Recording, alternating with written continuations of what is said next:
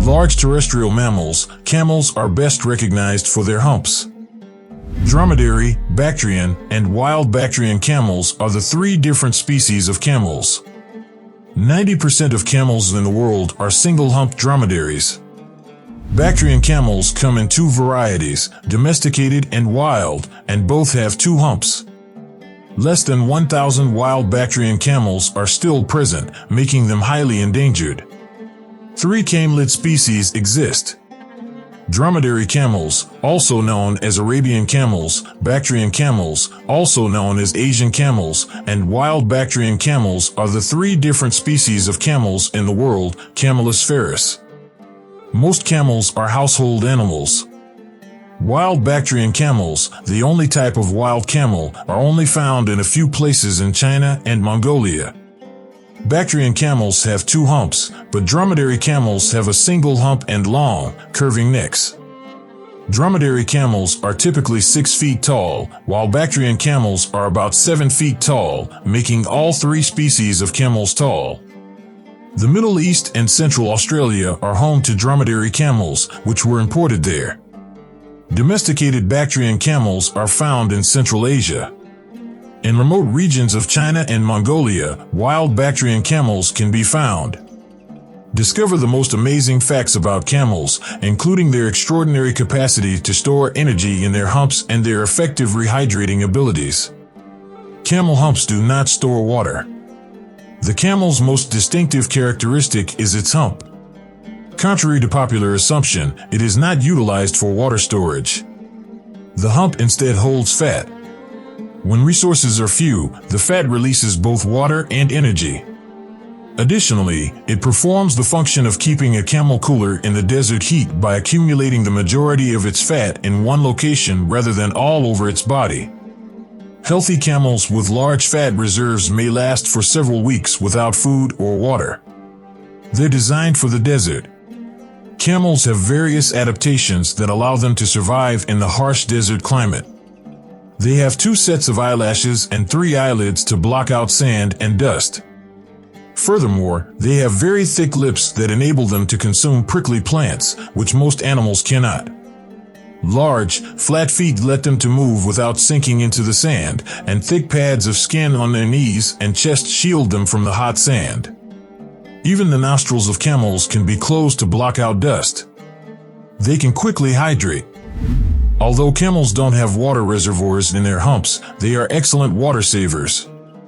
Heterothermy is how dromedary camels control their body temperature all day long. They are able to conserve water by not sweating amid daily temperature increases. When a camel finds water, it may quickly fill up, consuming up to 26 liters in just 10 minutes. Camels are social.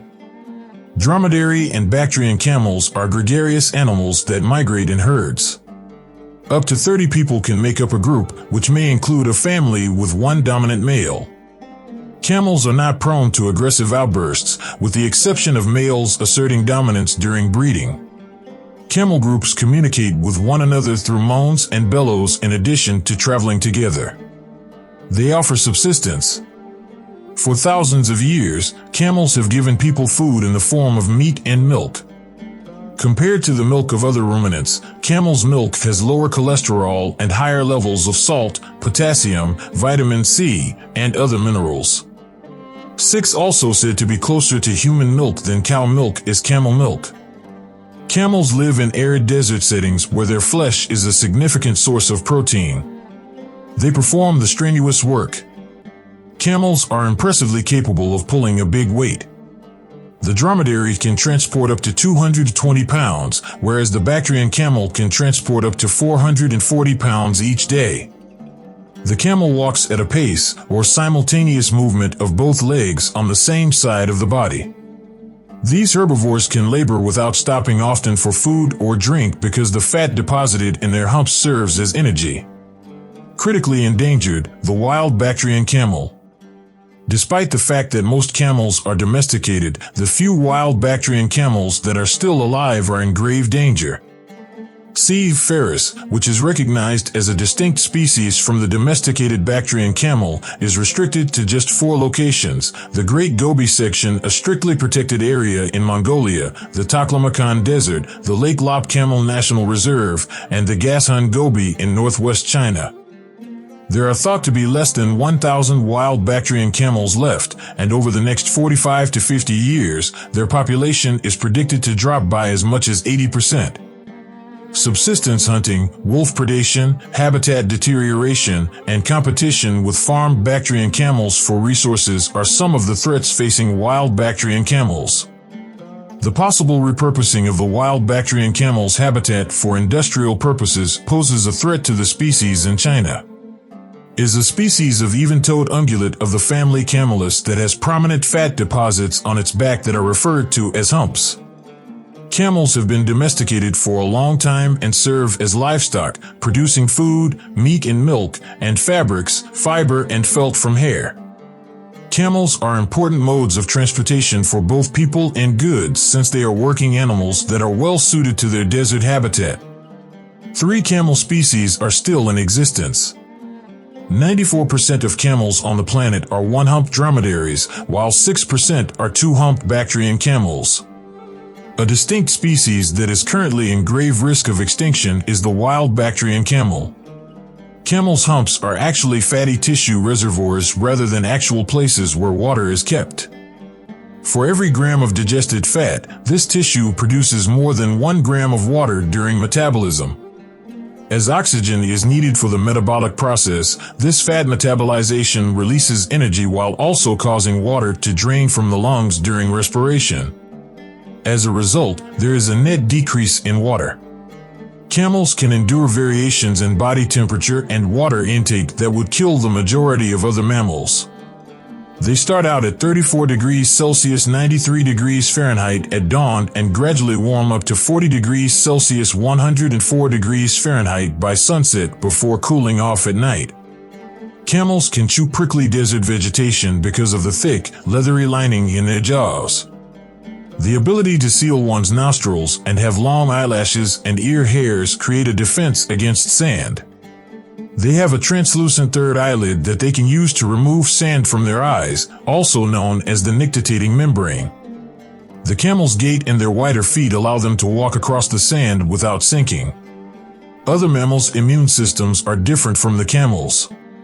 Y-shaped antibody molecules typically have 2 heavy, or long, chains running along its length and 2 light, or short, chains at each of its tips. In addition to this, antibodies in camels are smaller and more robust due to the fact that they only contain 2 heavy chains. It is believed that these heavy chain-only antibodies, identified in 1993, evolved 50 million years ago, following the divergence of camelids from ruminants and pigs. Wherever camels are domesticated, they are susceptible to sura, which is brought on by Trypanosoma evansi. As a result, camels have developed trypanolytic antibodies, like many mammals. Nanobody/single-domain antibody therapy will exceed natural camel antibodies in the future by reaching regions currently inaccessible due to the bigger size of natural antibodies. Other mammals may potentially benefit from these treatments. Similar to horses, camels were first domesticated in North America and then moved across the Bering Strait to Asia. They persisted in the Old World, where they were eventually tamed and dispersed by humans throughout the world. The original wild camels in North America were exterminated along with many other megafauna species during the migration of the first indigenous peoples of the Americas from Asia into North America between 10,000 to 12,000 years ago. However, fossils have never been directly linked to evidence of hunting. The first camel saddles had developed by at least 1200 BC, and Bactrian camels could be ridden. The first saddle was placed on the camel's back, and a rod was used to govern the Bactrian camel. However, Bactrian camels entered military service between 500 and 100 BC. The rider's weight was distributed over the animal using brand new, rigid, bent saddles that were placed over the humps. The military Arabian saddle developed in the 7th century BC, somewhat enhancing the saddle design once more. A nomad may survive only on camel milk for over a month. It is a staple food of desert nomad tribes and occasionally considered a meal in and of itself.